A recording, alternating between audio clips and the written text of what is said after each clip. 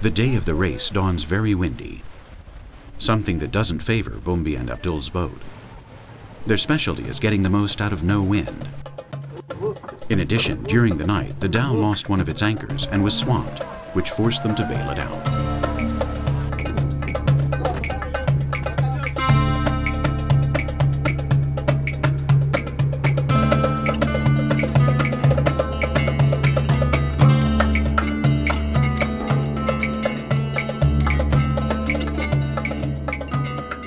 At the first buoy, Bumbi and Abdul's boat is in 4th place.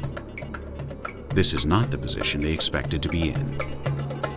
In addition to the wind and the whims of the sea, sailors on the Indian Ocean also have to take an additional element into account: the presence of water spirits.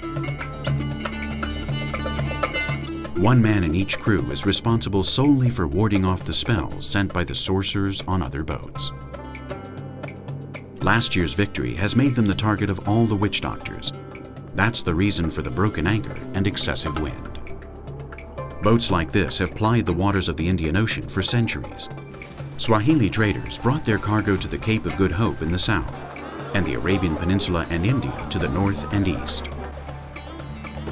They are still used, but huge cargo ships and light motorboats are gaining on them every day. Bumbi and his competitors will most likely be the last captains to sail these waters in the old dhows.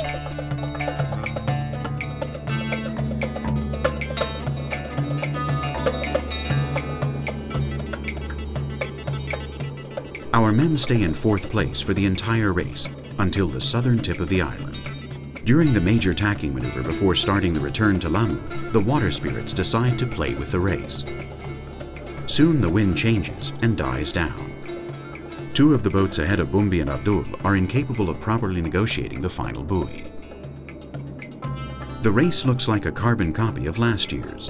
On the home straight, Bumbi sails parallel to the boat in 1st place. A few short meters from the finish line, it looks like history is going to repeat itself. But no, this year they have to be content with an honorable 2nd place.